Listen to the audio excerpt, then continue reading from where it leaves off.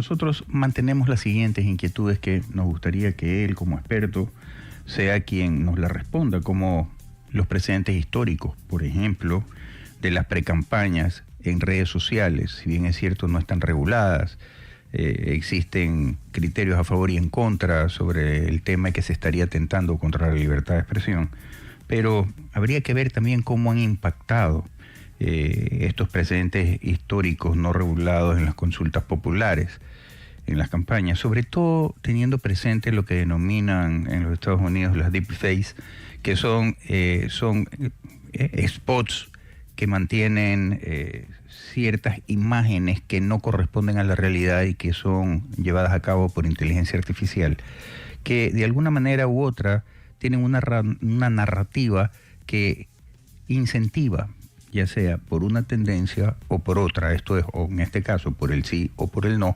o que por el contrario convierten a la consulta popular no en un tema de debate de las preguntas en sí, del contenido de las preguntas que se están realizando, sino que tuercen la finalidad de para qué es en realidad esta consulta y la pasan a ser más o menos como si fuese un concurso de aceptación o de rechazo a la labor del presidente de la República.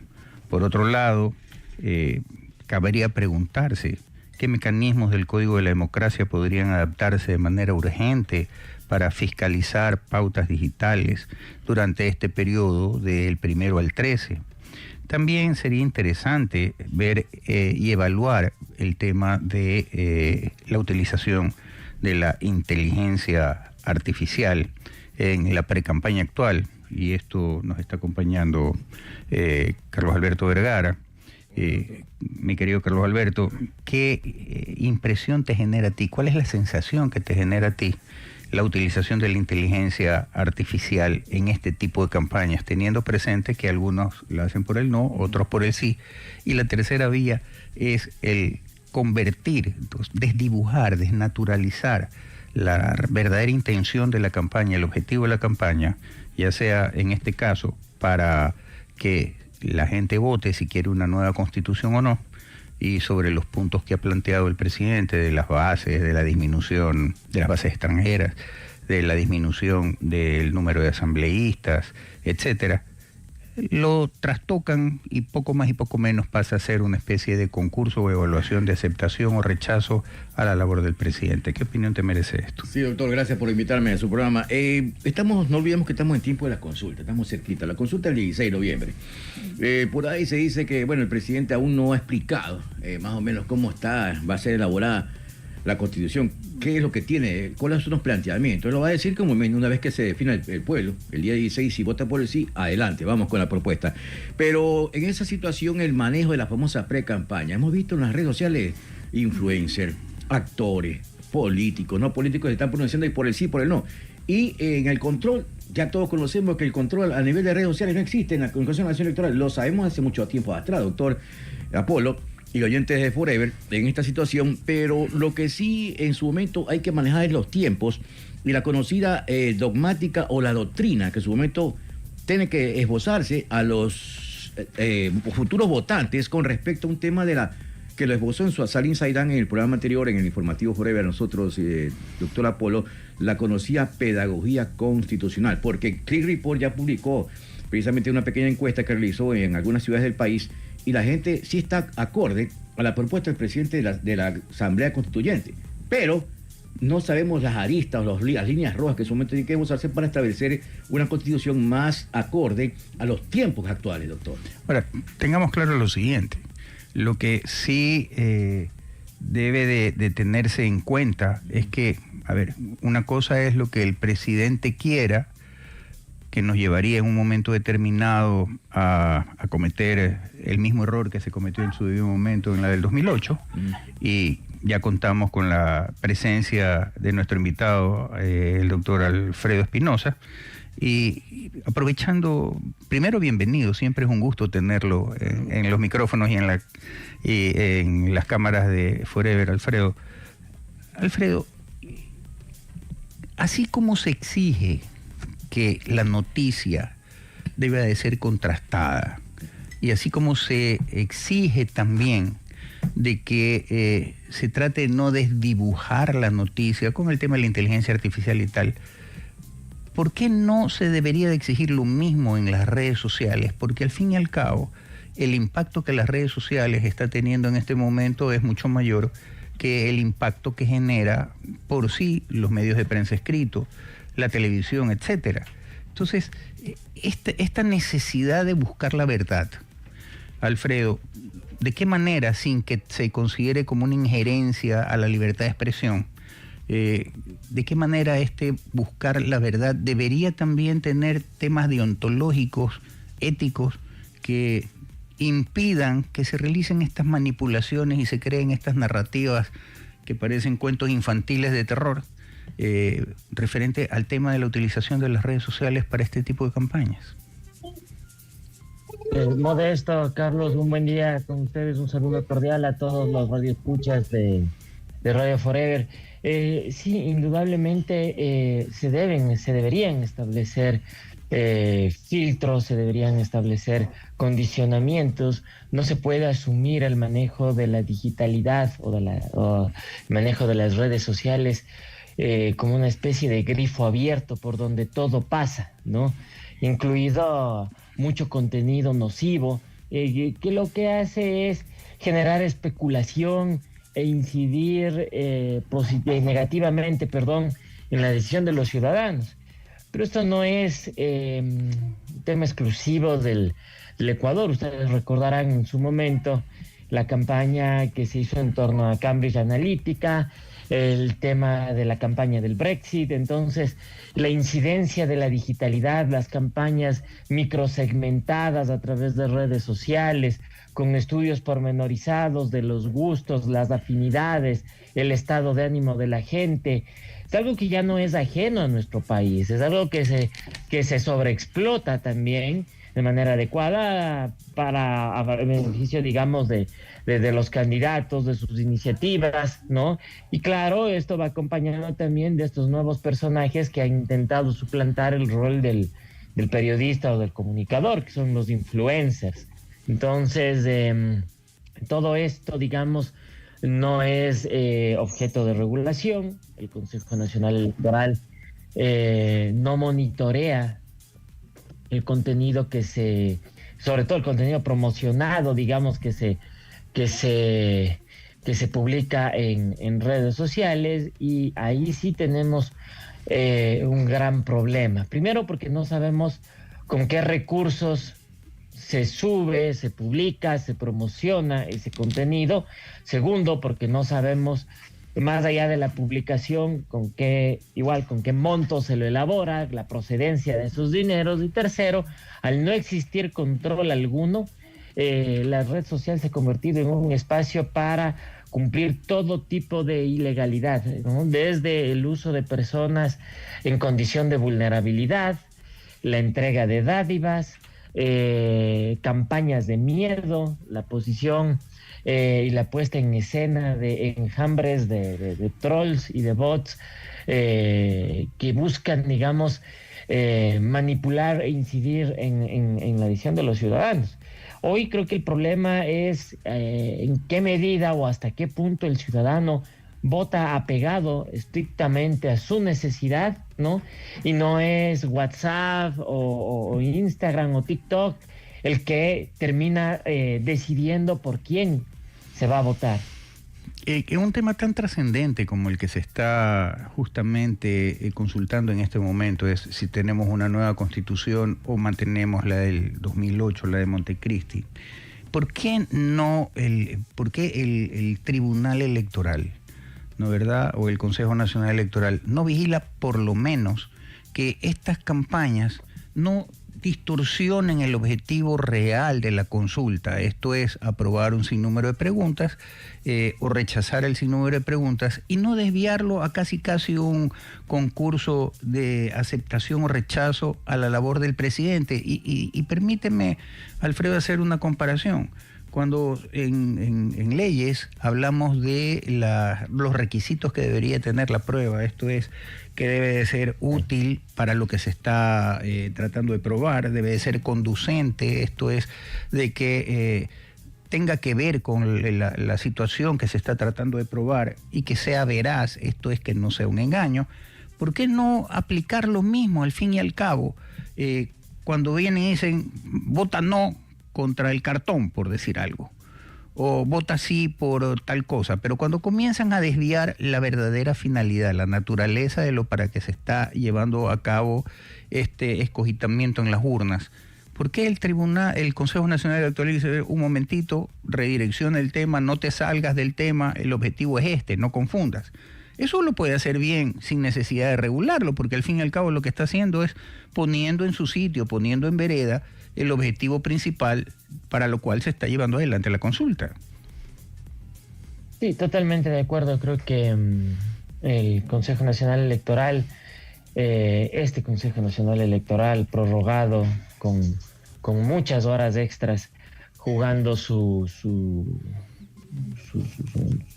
proceso de democracia directa, es un actor condicionado, ¿no? Cuya independencia siempre ha estado en duda, más aún ahora.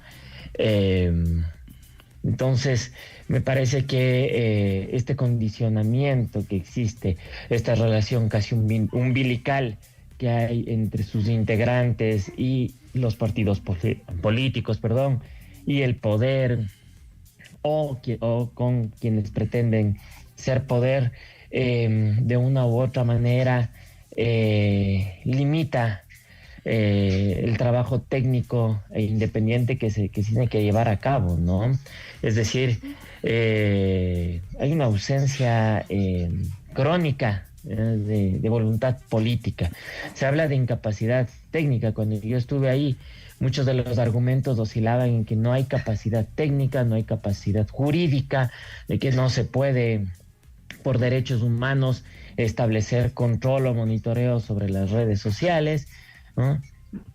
Pasó un buen tiempo, vino el tema de la famosísima Liga Azul, y la sentencia, si no me equivoco, la número 111 del juez Muñoz, del ex juez Muñoz, Fernando Muñoz, expresidente del Tribunal Contencioso, en donde se establece con mucha claridad que los contenidos de actores políticos en campaña electoral publicados en redes sociales deben ser considerados propaganda. De eso acá ha pasado ya algún tiempo, ¿no? Entonces, y no se ha hecho absolutamente nada por tratar de implementar un mínimo esquema de monitoreo que permita monetizar, primero monetizar, ¿no? El costo de la inversión en redes. Segundo, determinar la procedencia de esa inversión. Y tercero, establecer líneas rojas para que no se cometan actos que riñen a toda luz con la ley. En su momento, cuando Luis Verde Soto fue consejero del CNE, se llegó a elaborar incluso una propuesta de reglamento para la ejecución, la realización de campañas electorales a través de medios digitales y redes sociales. Ese reglamento que se intentó discutir en época de pandemia nunca fue objeto del interés de los consejeros. Entonces no se lo pudo ni siquiera tratar en el pleno. Bajo ese nivel de preocupación que hoy persiste, que es casi el del desinterés, es muy complejo, digamos, que esta misma institución con estas mismas autoridades pueda modernizar su trabajo con miras a realizar un proceso medianamente eficiente de control. Vamos, el CNE ni siquiera controla las vías ordinarias de la campaña electoral, es decir, las vallas, los anuncios de televisión. Hoy incluso con una campaña, desde mi punto de vista promocional de ellos, muy sugestiva en cuanto a la promoción de esta consulta, de este referéndum y consulta popular. Una campaña muy sugestiva, ¿ya? De una u otra manera, a favor de una de las opciones, ¿no? Entonces, creo que, hay condiciones mucho más políticas vínculos mucho más, intereses mucho más partidistas, los que impulsan lamentablemente parte de la agenda electoral, y eso, claro, condiciona también la calidad de información que reciben los ciudadanos, condiciona los controles hacia los partidos políticos de los candidatos y deja un gran bache abierto, ¿no?, para que de manera quizá deliberada, probablemente deliberada, algunos actores políticos interesados en esto, en las opciones de la consulta y del referéndum, hagan como a bien tengan en la digitalidad. Correcto, Alfredo. Al retornar del corte comercial, tratemos el tema de lo sugestivo y a qué voy. El tema de la identificación. Yo creo que comunicacionalmente, y tú me dirás por favor si estoy equivocado, es un error que diga el presidente necesita, y sin embargo en la campaña del no dicen, no, los ecuatorianos nos oponemos porque se nos lesiona esto. El tema pasándose en el espejo, ¿no? ¿Verdad? Una cosa es, ¿no te parece que se estaría distrayendo el tema de que el presidente necesita, y entonces si se pone en este contexto, bien podría en un momento determinado justificarse, entre comillas, el hecho de que votamos a favor o en contra del presidente, se acabó la historia, no del contenido propiamente dicho, y la otra, la del no, que sí es sugestivo, dice los ecuatorianos, aprovechando este efecto del espejo que se utiliza generalmente en estrategia política. Tu opinión al retorno del corte comercial. Muchos actores del gobierno dentro de redes sociales, para tratar de impulsar el tema del sí, y todos estamos de acuerdo con que se necesita cambiar la Constitución. La gran mayoría del pueblo ecuatoriano está de acuerdo con eso. Dice, el gobierno necesita, el presidente necesita, como que está separando el gobierno de a quién gobierna, que es al pueblo, y a quién debería de beneficiar este cambio.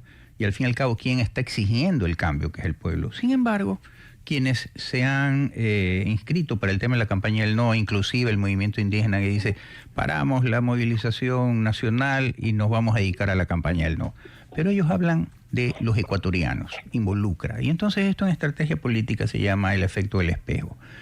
¿Por qué no en las redes sociales debería de hacerse un llamado de atención en este sentido? Es decir, al fin y al cabo, para beneficiar a quién es que se necesita una nueva constitución, a un gobierno como pasó con la del 2008, lo cual sería un error, o a una tendencia ideológica representada por un partido político o movimiento político, o se beneficia al pueblo, que es al que en realidad debería de servir, porque quien necesita seguridad, quien necesita estabilidad para poder trabajar, quien necesita tener las condiciones, inclusive en la legislación laboral, para mejorar la situación económica del país y poder atraer inversión, es la ciudadanía, es el pueblo. Entonces, ¿tú no crees, Alfredo, que también en redes sociales debería de haber este llamado de atención para dar el giro correcto y no, como se dice vulgarmente, rendir papaya para esto de que vota a favor o en contra de?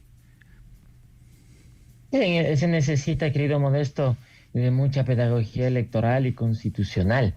Me parece que esta debe ser una de los procesos de democracia directa más opacos en cuanto a ello. Es decir, los ciudadanos saben que quieren una asamblea constituyente, pero no saben para qué la quieren o en qué se va a mostrar el cambio, el nuevo articulado, cuál es el nuevo espacio de referencia, cuál es el nuevo tipo de contrato social que va a regir con el Estado. Entonces, creo que estos son dos cosas distintas, es decir, identificar la necesidad de una asamblea constituyente es positivo.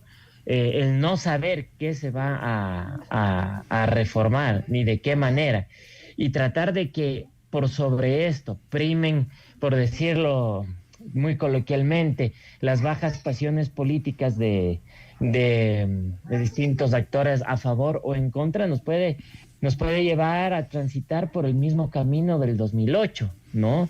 Y eso es peligroso, es absolutamente peligroso, ¿no? Primero porque a favor o en contra de la iniciativa debe existir pues un mínimo de respeto hacia los ciudadanos para indicarles el por qué.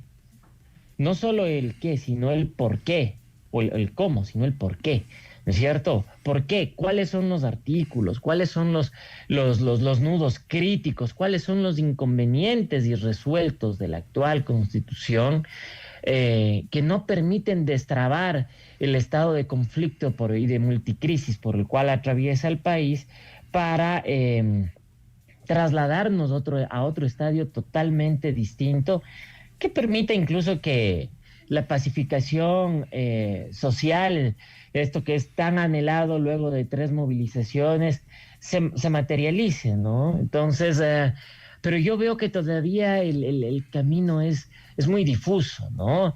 Es muy difuso insisto, por la falta de pedagogía electoral. Todavía hay un muy buen porcentaje, según la última estadística de CLIC, de personas que medianamente identifican una o alguna de las preguntas. Me parece que está por el 40%, un poco más, y un 39% que no identifica absolutamente nada de las preguntas de la consulta. Solo sabe que tiene que ir el 16 de noviembre a las urnas, pero no sabe el contenido completo de las preguntas, peor de los anexos, ¿no? Entonces, tiene que haber también este ejercicio de reciprocidad ciudadana, ¿no?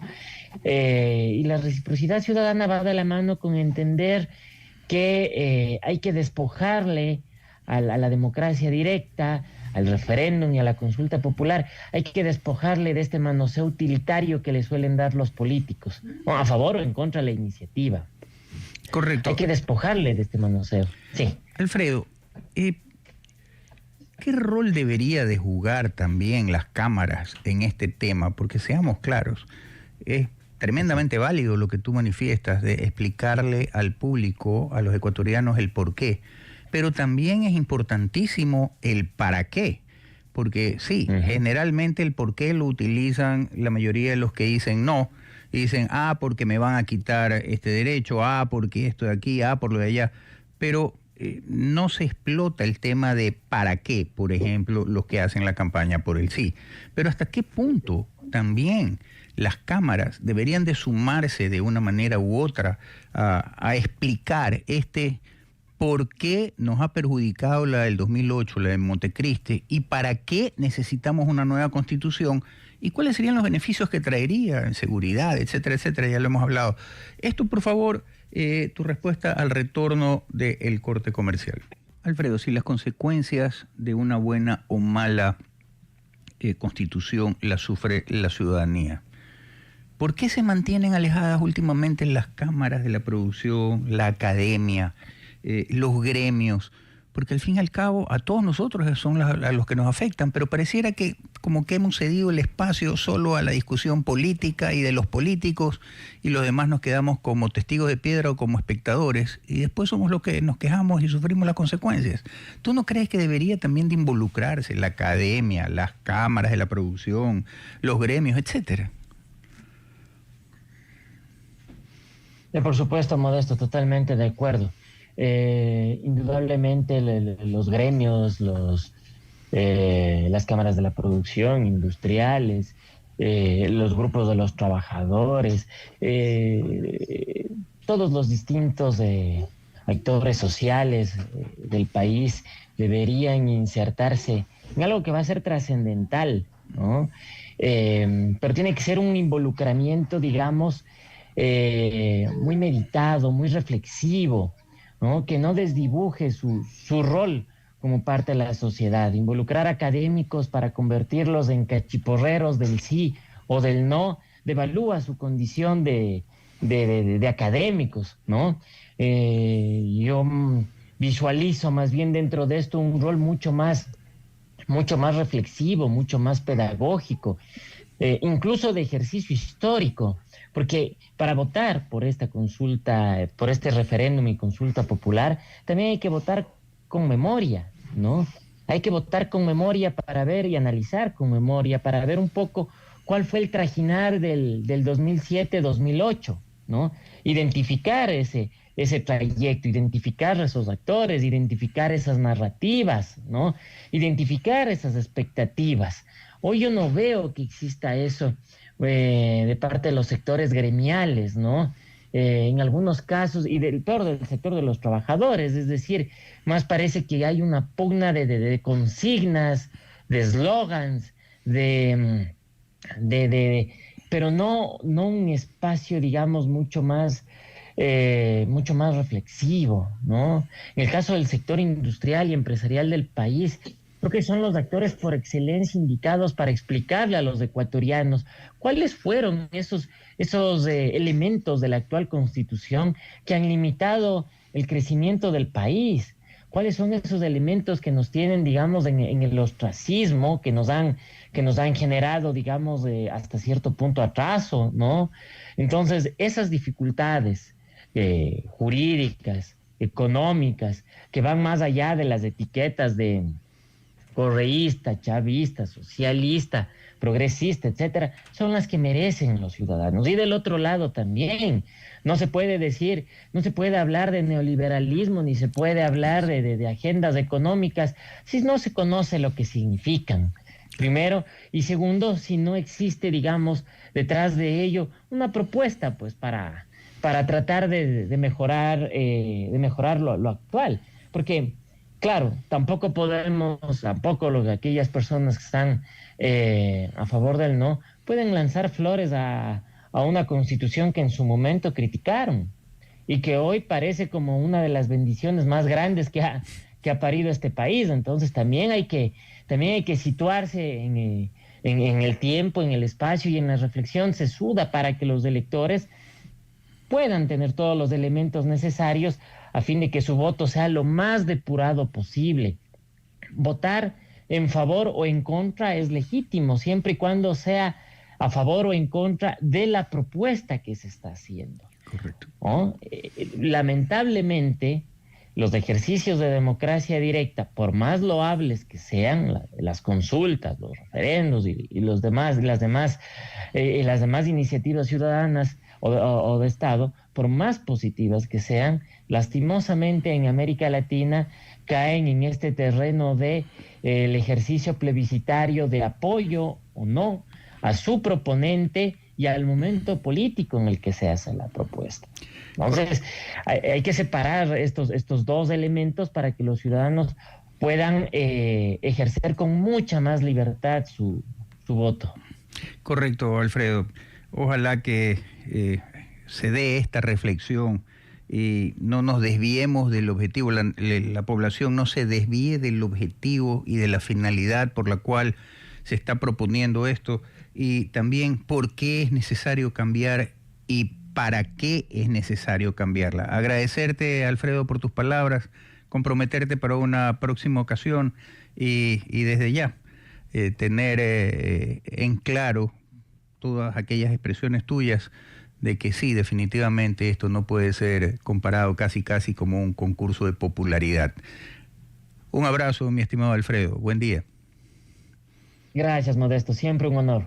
Fernando Villavicencio, periodista y candidato presidencial ecuatoriano, fue asesinado el 9 de agosto del 2023 en Quito por sicarios colombianos vinculados a bandas como Los Lobos. Bajo el supuesto de que Villavicencio era informante del FBI en temas de corrupción y narcotráfico, el gobierno de los Estados Unidos intervino rápidamente. El agente Scott Pickle entrevistó a 5 sicarios en la penitenciaría del Litoral, revelando posibles órdenes del expresidente Correa.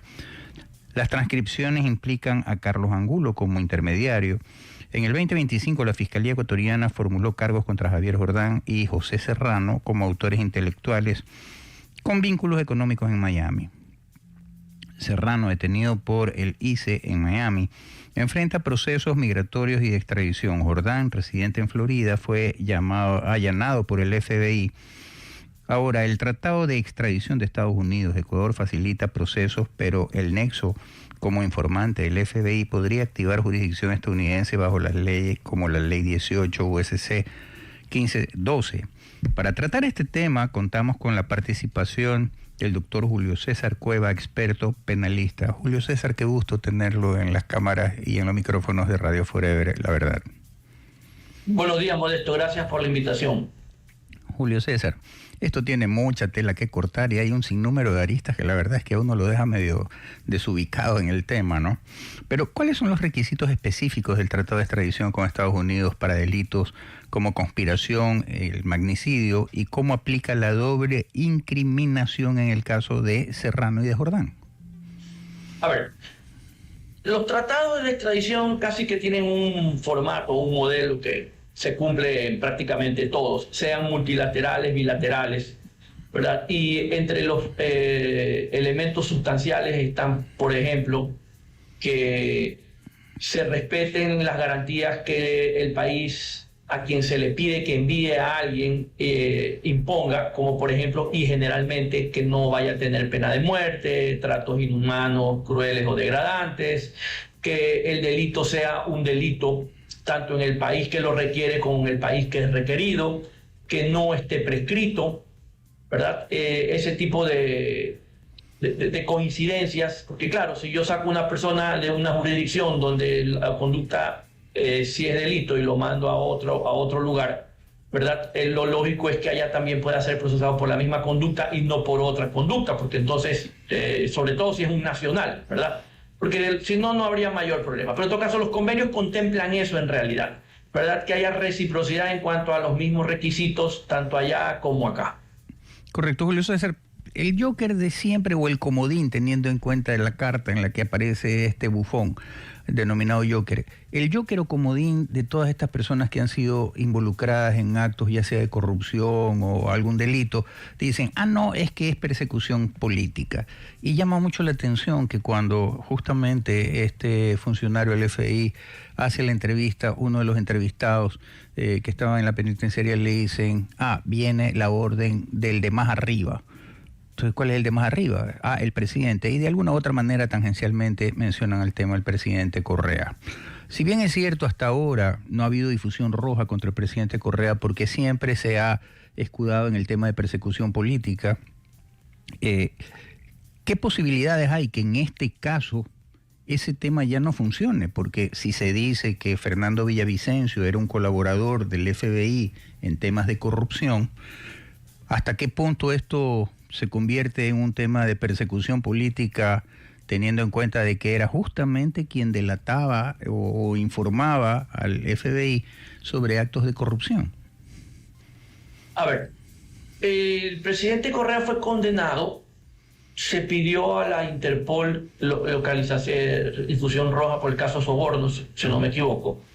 Pero la Interpol no está obligada a aceptar eso porque eso pasa primero por un departamento jurídico que analiza, porque una de las razones por las cuales una persona no va a ser localizada, capturada y sobre todo extraditada es cuando el tema tiene alguna connotación política, que fue exactamente lo que dijeron en el caso del señor Correa. ¿Y por qué pasó esto? Y la Interpol dijo, yo no lo voy a buscar, búsquenlo ustedes. Prácticamente eso es lo que dijo. ¿Pero por qué pasó esto? Porque resulta ser que como aquí pues no hay ningún respeto por la institucionalidad ni nada que se le parezca, no faltaron actores políticos reconocidos e identificados irrefutablemente como políticos, que fueron a hablar del caso a favor y en contra, ¿verdad? Como que si eso les fuera a dar más votos en las elecciones que había en esa época o que iba a haber a futuro.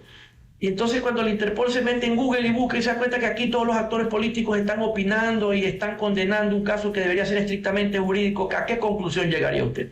Que evidentemente es un caso estrictamente político. Si usted a eso le suma que los plazos con que llevaron a cabo las audiencias y todo son inauditos, porque yo nunca lo he visto, yo lo dije alguna vez, quisiera como abogado litigante que los procesos mis procesos de mis clientes comunes y corrientes llevaran la misma celeridad, así terminara yo los casos más rápido, ya, porque era una cosa impresionante. ¿Qué puede concluir cualquier persona de afuera que mire esto con objetividad? Que aquí hay una intención de naturaleza política, aunque hubieran cometido los delitos. Entonces, eso contaminó de tal manera y de tal magnitud el proceso que la Interpol dijo, búsquenlo ustedes. Esto puede volver a ocurrir. Desgraciadamente puede volver a ocurrir, porque parece ser, y estoy seguro que no aprendimos la lección. Ahora, es que una persona diga que, a ver, en los Estados Unidos las cosas se reciben de parte de quien viene. Entonces, muy poca credibilidad tiene una persona que está además acusada de matar. Porque usted comprenderá porque está muy incentivado a cambio de un beneficio carcelario, de reducción de pena, a mentir. Por lo tanto, se requiere la corroboración periférica. No basta que él diga, ¿verdad? Misa. hay que corroborarlo. Y mientras menos credibilidad tenga, más hay que corroborarlo. Algo que en el Ecuador no pasa, porque a la señora María Salazar le creyeron sin beneficio de inventario. Unas cosas que no estoy seguro que algunas no son ciertas. Al señor Salcedo lo propio, porque parece ser que como vio que le fue bien a la señora Salazar, él piensa que por ahí mismo va a ir. Entonces, yo creería que si no hay una corroboración periférica, eso de el de arriba puede ser Dios. Claro. Me pregunta quién es el más arriba, puede ser Dios, puede ser un ángel, yo no lo sé. Entonces, esto de es indicio que el de arriba con toda seguridad es correcta, perdóneme, pues es hasta burlesco. Es hasta burlesco. Y procesar a alguien por eso es ya terminar de hundir en el más profundo de los pozos del desprestigio a la función judicial. Correcto. Ya no faltará quien quiera hacerlo en todo caso. Correcto. Aquí hay que tener algo que realmente permita corroborar que en efecto son las personas que dicen que son, no porque lo diga un tipo que no tenía por qué mentir. No, todo lo contrario, tenía por qué mentir. Correcto. Julio César, al retorno del corte comercial, ¿qué peso puede tener el hecho de que, o mejor dicho, cabría la posibilidad de que los Estados Unidos, en cuanto al tema de Jordán y en cuanto al tema de Serrano, diga, ¿sabes qué? Como aquí está involucrado un informante mío, yo lo voy a juzgar primero? ¿Cabría esa posibilidad? Tu respuesta, por favor, luego del retorno del corte comercial. Julio César, especulemos un poquito. A ver, se dice que Jordán era el financista. En Estados Unidos se están llevando a cabo investigaciones y se hicieron 16 acciones en las que se metieron en las casas y oficinas de personas que han estado involucradas con el tema, se dice que han estado involucradas con el tema de la corrupción hospitalaria. Jordán, uno de ellos. Una de las cosas que más le molesta a los Estados Unidos es que se utilice su sistema financiero para blanquear dinero, ya sea de la corrupción o del narcotráfico. Si estos $200,000 que se dice que fueron los que se pagó por el asesinato de Villavicencio, fuese en realidad, no decimos que así sea, pero es lo que se especula, hayan salido de Jordán y evidentemente se utilizó este dinero, mejor dicho, debió de haber salido de una de las cuentas de Jordán allá. ¿Hasta qué punto los Estados Unidos decían, espérate un ratito, Ecuador, somos amigos, todo lo que tú quieras, pero primero yo lo juzgo aquí para sentar un precedente? ¿Cabe esa posibilidad o no?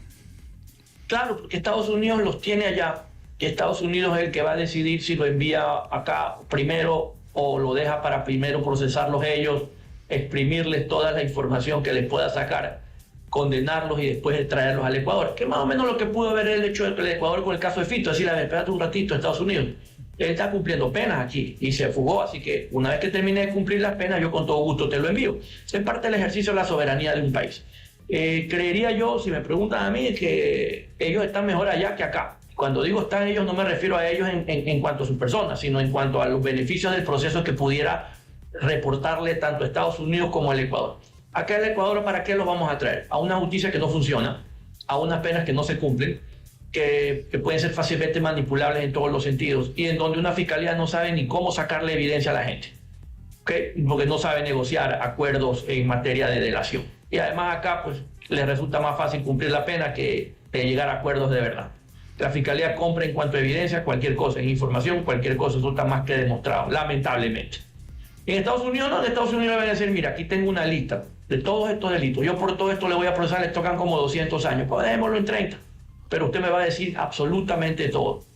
Y entonces los va a saber exprimir, porque ellos saben que allá la justicia funciona, que allá van a enfrentar un verdadero juez, un verdadero fiscal, verdaderas pruebas, verdaderas penas en un verdadero sistema penitenciario. Entonces allá sí les da mucho miedo el tener que aguantar un sistema judicial que funcione. En todo caso, por eso digo, le va a ir mejor allá, porque allá van a poder obtener mejores evidencias, pero además un mejor sistema de investigación, pero sobre todo creo que les van a poder exprimir más información que aquí.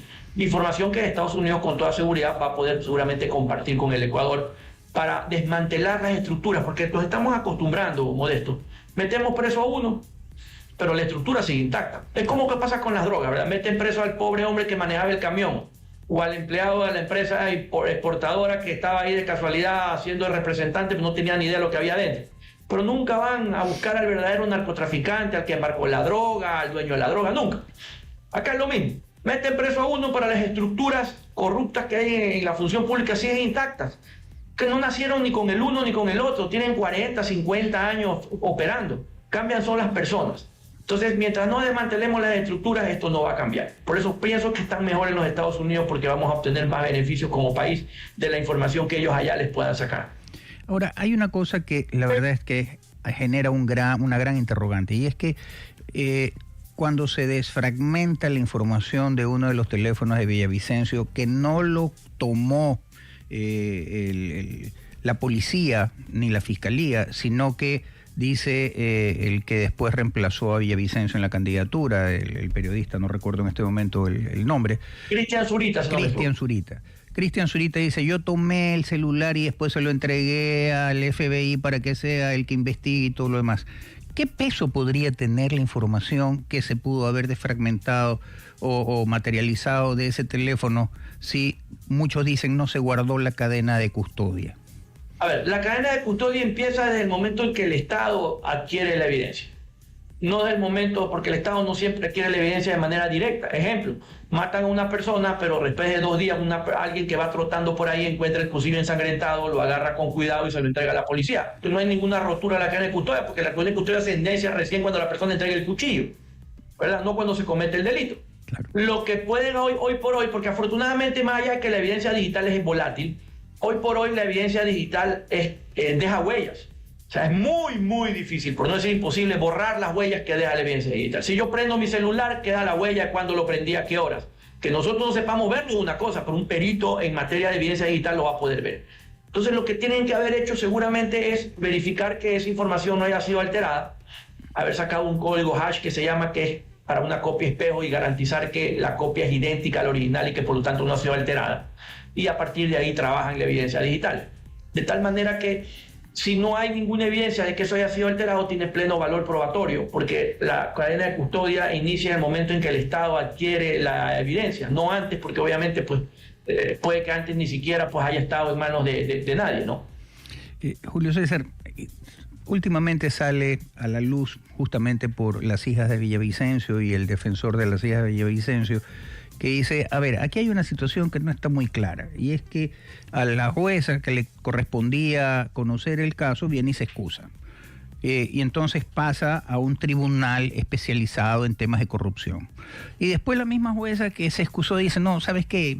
Visto mejor las cosas, sí soy competente.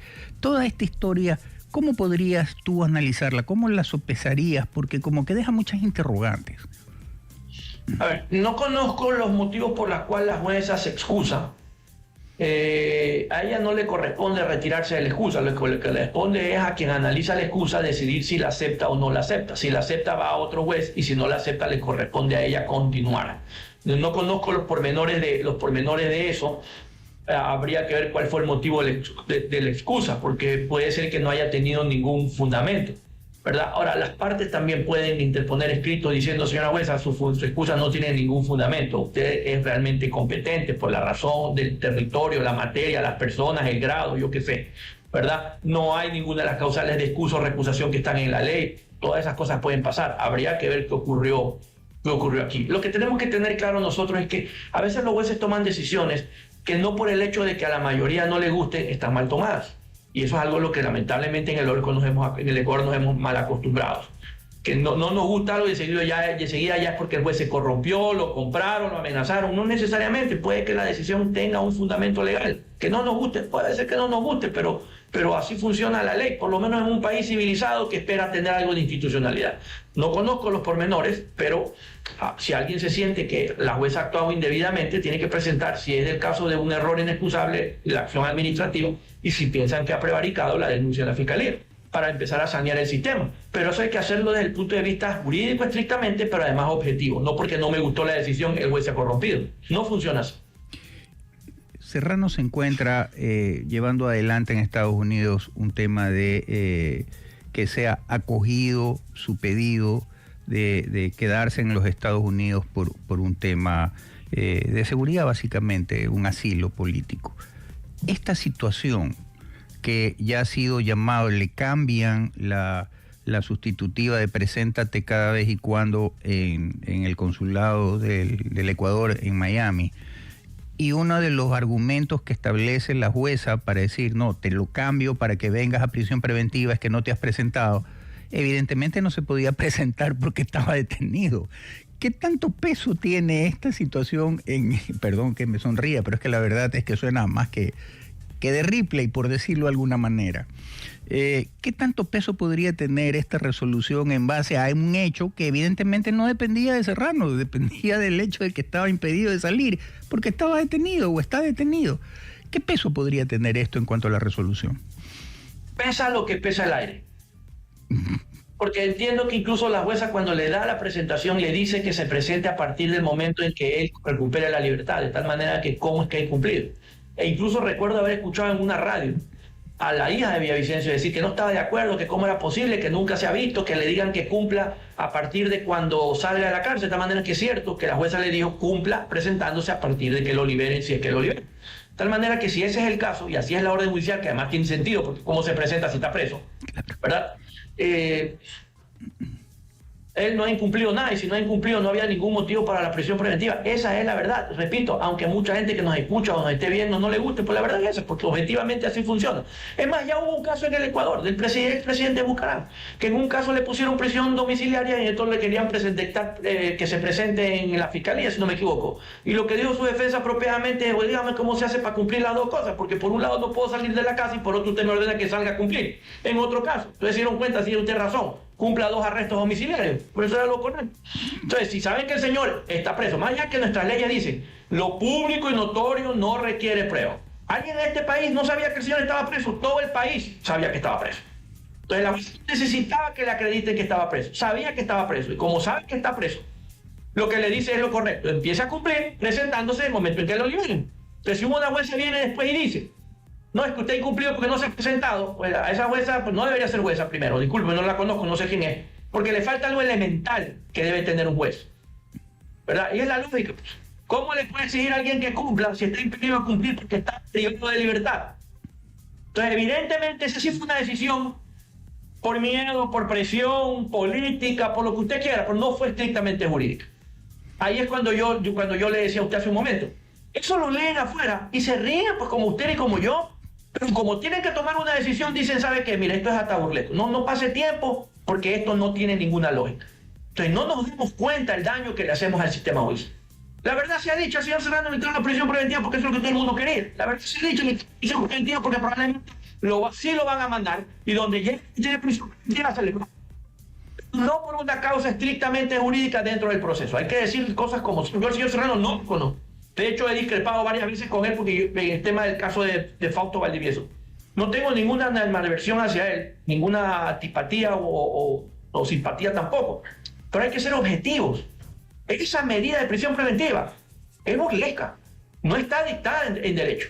No está dictada en derecho. Pena para los que no les guste, pero no está dictada en derecho.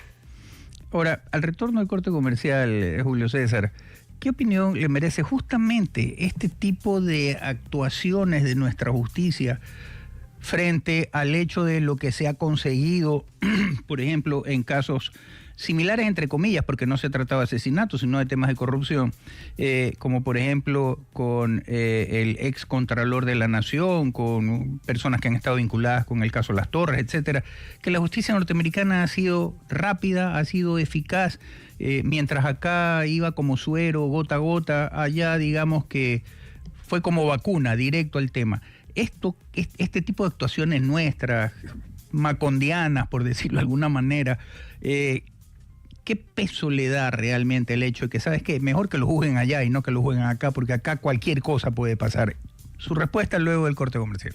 Julio César, antes del corte le preguntaba, estas acciones medias macondianas de nuestra justicia, esto que suena a veces hasta de Ripley, ser de Ripley, contrastado con el tema de la justicia norteamericana, por ejemplo, con el caso del excontralor Pollitt, su hijo, el tema de Las Torres, etcétera. Los mismos Panama Papers en un momento determinado.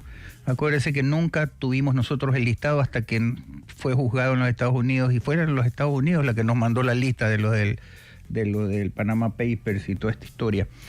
Esto no hace como que la mayoría de la gente diga, ¿sabes qué?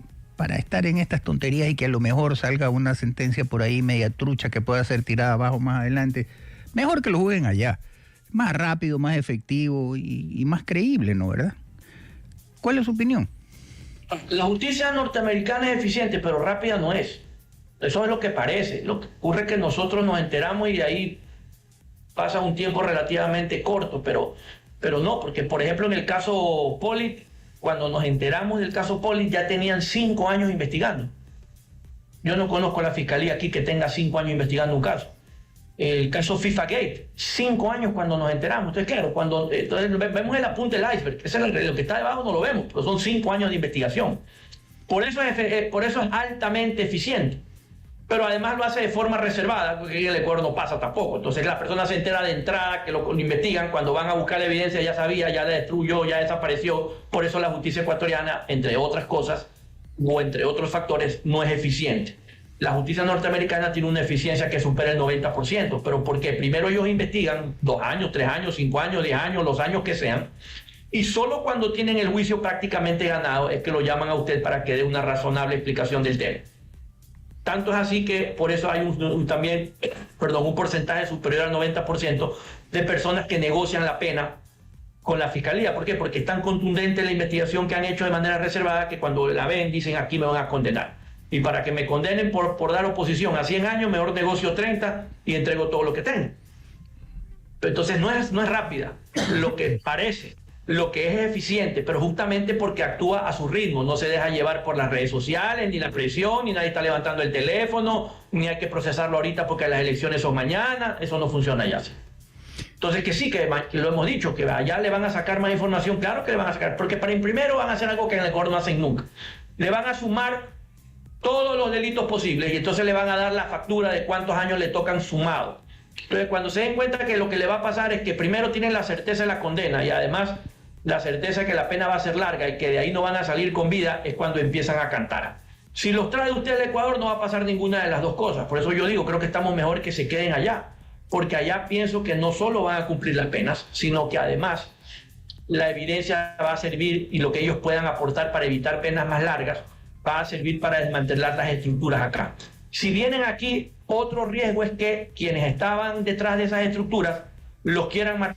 Y ya sabemos que en el Ecuador pues cuesta $2 mandar a hacer una matanza carcelaria para encubrir un asesinato dirigido. Entonces, creería yo que están mejor allá. Julio César, justamente en base a lo que usted dice, ¿no verdad? ¿Qué tan conveniente sería que el Ecuador también tenga esta sumatoria de penas y no solamente un tope? Porque la mayoría de los opositores al tema de la sumatoria de penas dicen que es un tema de populismo penal y que no es conveniente y que no funcionó en ninguna parte del mundo y tal. Pero la verdad es que acá el tema penal pareciera ser un tema de caricatura, porque la verdad es que, a ver, si alguien entra, yo no sé en el caso de Salcedo, por ejemplo, el caso de Salcedo sale todavía entero en cuanto a edad una vez que cumple la pena, ¿no? A ver, en el Ecuador hay sumatoria de penas, sí hay. Lo que ocurre es que está mal planteada porque el máximo de la pena que una persona puede cumplir acumulado es 40 años. Pero, por ejemplo, un asesinato con algún agravante ya le dan de entrada 40 años. Por eso usted puede tener un asesino en serio, nunca va a poder cumplir más de 40 años. Es un absurdo el sistema. Pero la sumatoria de penas sí hay en el Ecuador. Lo que ocurre es que creo que 2 o 3 veces la han aplicado y esto es. No la aplican, entonces no es un problema de ley, como siempre digo, es un problema de conocimiento, de personas que tienen que aplicar esto. Y esto para que funcione, la delación o la cooperación eficaz tiene que venir acompañado también de lo que decíamos hace un momento, la corroboración periférica, porque si no lo contrario, la Fiscalía lo que hace es comprar fábulas, mentiras, ¿verdad? Y procesar gente que no tiene nada que ver, dejar afuera gente que sí tiene mucho que ver, ¿verdad? Y entonces la justicia no funciona cuando se quedan afuera los culpables, pero tampoco funciona cuando están condenados los inocentes. Y yo no me lo estoy inventando. En 2 casos famosos, Metástasis, creo que Purga o Plaga, los jueces le dijeron a la fiscalía, señores, no entendemos cómo es que prácticamente son más los que han sido mencionados aquí que están involucrados y no están procesados que los que ustedes han traído procesados. Ahora nuevas investigaciones. Entonces, ¿cómo es posible que usted diga que se llene la boca diciendo que ha hecho una buena investigación y la propia corte le dice, oiga, son más los que no están, los que están? ¿En qué cabeza cabe eso? Y son sus propios testigos los que han venido a decir esto. No lo han sorprendido usted con esta información. Y nadie da una explicación razonable de esto. Y sobre todo a nadie lo sancionan por esto. Por eso la justicia no funciona entre tantas cosas. En Estados Unidos no, en Estados Unidos lo van a sentar, le va a decir, mira, me vas a decir, yo te lo voy a corroborar y yo veré cuánto vale, y tú verás si lo aceptas o no, y si no, aquí te va 200 años preso, no pasemos más tiempo. Eso en el Ecuador está a 500 años de pasar. Julio César, y justamente en lo que manifiesta usted, y es que siempre nos quedamos como que en los mandos medios, nunca llegamos al número uno. ¿Qué posibilidades hay de que en este caso suceda exactamente lo mismo? Sí, ya, ok, fulano de tal es el financista, todo lo que tú quieras, y el otro, digamos que orquestaba la situación con la policía, con el ECU 911, pero ¿y la cabeza? El número uno. ¿Por qué no llegamos nunca al número uno y siempre nos quedamos en los mandos medios? Y la ciudadanía se queda satisfecha porque, como en el circo romano, por ahí hay un muertito, ya listo, no pasó nada. Porque no sabemos investigar. Entonces, de entrada le decimos a la persona que la estamos investigando, lo que decíamos hace un momento, de tal forma que ella sabe que si ya la están investigando, lo que tiene que hacer es destruir la evidencia. Cuando la fiscalía llega, si es que llega, ya no hay evidencia. ¿Cómo condena usted sin prueba? Entonces la gente, en el Ecuador existe el principio de oportunidad. Hay ciertos delitos por los cuales usted puede negociar y reducir su pena y todo lo demás. Pero mucha gente prefiere, entre comillas, arriesgarse con el sistema, porque es más probable que lo liberen a negociar una pena más corta. Entonces está todo mal trabajado. No es necesariamente un problema de leyes. Entonces, si está mal trabajado, la gente lo que hace es beneficiarse de esos errores del sistema en la aplicación de la ley, no en la ley como tal. Y es lo que usted tiene en el Ecuador, es básicamente un sistema en donde lo que brilla es el exceso de impunidad. Que la corrupción es un problema en todas partes del mundo, pero en todas partes del mundo no hay exceso de impunidad. En el Ecuador hay eso, hay una cultura generalizada de impunidad. Julio César, agradecerle. Si usted no cambia eso, no va a haber ningún resultado favorable. Por eso es que afuera prefieren juzgarlos allá. Y cuando el Ecuador pide que se ejecute una sentencia allá, se ríen. Que obviamente pues no tenemos ningún tipo de credibilidad. Sin lugar a duda, la verdad es que todavía seguimos siendo macondianos, por decirlo de alguna manera. Julio César, agradecerle por su participación. La verdad es que hay mucha tela que cortar sobre esto. Ya hemos de conversar en otra oportunidad sobre cómo se va desarrollando este caso. Y nada, agradecerle una vez más y que tenga un excelente día. Lo propio para ustedes. Muchísimas gracias por recibir. Que tengan un buen día.